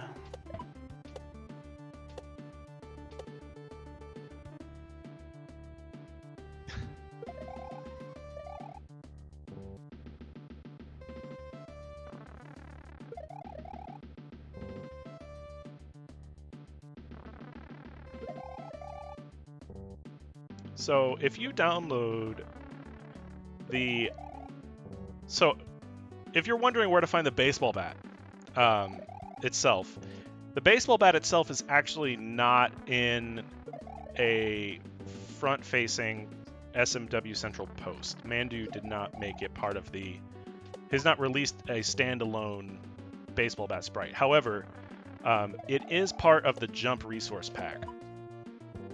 So if you can find the Jump Half resource pack, it's part of the custom sprites that are there. It's also in Mandu's file bin.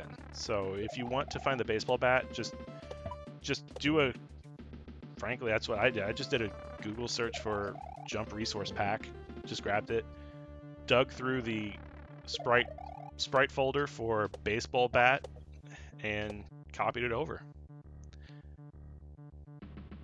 If you don't use the custom baseballs, if you use the regular baseballs and you use the included ASM that comes with the baseball bat, you actually get a opportunity to hit the baseballs back at enemies. You can't do that here though, because that's kind of counterproductive. But really cool. Oh, Esmar! Oh, I think they had a different idea about what to do there. They looked like they tried to run on the block. Also, D4, that's pretty wild. That's pretty wild. So you have to like do a yump, and you have to press it once on the first frame, and then once again like 8 frames later, or you don't get it. That's more than once. Blue ribbon! Oh, ah! And Nice. All right, D4, you said more than once a frame. That's even more stressful. Get him, Blue Ribbon. Get him. Smack those footballmen. There you With the go. baseball bat. Yeah, home plate. Woo. Wait, hang on. Can I do something? And the crowd goes wild.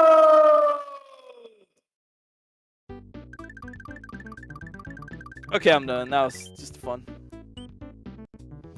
GG. Yo, that Blue was Ribbon. great. That was great. Well, what say you, Doc? GG. Yo, don't forget, go and follow these racers. I always want to make a plug for everybody. Go and follow everybody. There are so many cool Kaizo friends in the Kaizo community, and if you've got good Kaizo players playing good Kaizo, well, you've got a good Kaizo Twitch community. So make a new friend and go and hang out on some other streams. There's gonna be a lot of people hanging around tonight, I'm sure. Esmar, you are so close. You are legitimately one trick away from just free swinging baseball bat to victory. So, if you want to write it out, we got a whole bunch of people ready to come your way and cheer you on. So, if you want to write it out, that's cool. If not, I totally understand. But just want to let you know we're coming over. Oh man, thanks a lot, Doc. I really appreciate it. No. Just kind of friend to friend. Thank you. Absolutely. Thanks for everything. You really help us out a lot. Been there for me a lot. Thanks. It has been a blast. This level was fun. It's been a rough half of the year. Yeah. People know that. People that know me know that it's been a rough half of the year, but I appreciate everyone that's been there for me. Everyone that's in this community that's been there for me over the past few months that know what's going on. I can't thank y'all enough. For real. You know, remember when we the last GDQ we were talking about a potential idea for a hack attack? I wonder if we couldn't resurrect that sometime. Maybe not this year, but if we couldn't resurrect that old idea. I will say, without getting too spoily, I mentioned Rainbow Wing earlier as a Twitch team I'm lucky enough to be on. Be on the lookout for some stuff that we're working on along those lines, including maybe some charity stuff. Also, there's some more SMW stuff, not just for our Romhack races this summer, but also SMW Central. I'm lucky enough to be staff on there as well, helping out with the Kaizo side of things, and we've always got stuff coming down the pike there. Also, keep your eyes and ears open because... Wait, by the way, shout out Blue Ribbon. GG, well done. Thanks for the raid. Real quick, I'm going to put this bug in your ear, Glitch, and I'm going to put this bug in the community's ear. Ooh. And I'm not going to give a lot of details because there's not a lot of details to give, but I am working on a project, a secret project, with a friend of mine who is also a member of Rainbow Wing, that we both have, we both are working on our own respective things right now, but we are both part of GameStone Quick host fam. We are both lucky enough to have found out that I was accepted as a backup host for GameStone Quick. Oh, were you? GG. I was. I didn't hear that news. That's great. As was this other person. So we both have that coming up this summer. But after GameStone Quick, as well as, you know, this person's got other stuff going on at GameStone Quick besides just hosting, but I'm going to be working with Frozen Flygon on a really special collaboration project. Ooh. And Pride Hog. that is all I'm going to say about that. But I want people to keep their eyes and ears open, because let's just say it has the potential to be a crossover event like none that have ever come before it. Well, you know what they say, and my axe. So, but that's all. Thank you all so much. Again, shout out to you, Glitch, but also Ampersand for helping with some graphics. Helping with graphics. Shoujo. Shoujo is the reason you had to do that key escort. So thank you for that. Shout out to the testers. for everything that they did. Osu, Sequel, SJ, Logic, you all are great. Thank you all for playing. Thank you for coming out and watching. And D4, I can't do this without you. Like, no, like, I say that like metaphorically, but also like realistically, because this is your code and I can't do this without your code. So thank you so much, D.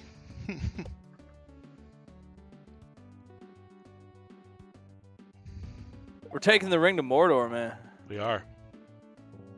One step at a time. Let's go raid Asmar. They've been sitting there waiting there long enough for us to come over. Let's go raid Asmar. All right. Yo, can I say the thing? Bring us home. Bring us home, man. Thanks for hanging out, everybody. I hope you enjoyed yourselves. Thanks for being a part of the Romhack Races community. You can check us out on romhackraces.com. We'll be back here on Saturday night the next with another fun level for you. I'm excited to see what we have next week. Don't forget, it's imperative that you remember, you matter. Your thoughts matter. Your heart matters. Your feelings matter. You matter to other people in your lives. You matter to me as human beings. You matter to, of course, the internet's #1 longboy Furret. And all your pets really, really love you, too. Don't forget about them. We know Black Lives Matter, LGBTQIA+ lives matter, Indigenous lives matter, disabled lives matter. You, too. I will see you all around again on my stream on Sunday and around the Twitch community tonight as we check out some Kaizo streamers that are fun. I'll see you here on Saturday. Thanks for being a pal. Really appreciate it. From me to you, have a really good evening. Thanks for watching. Peace out. Can I play the baseball thing? Do it.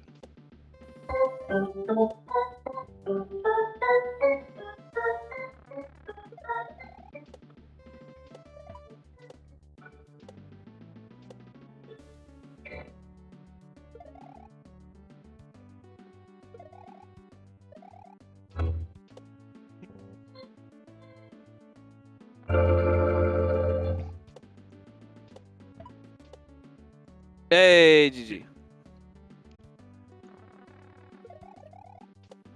You good?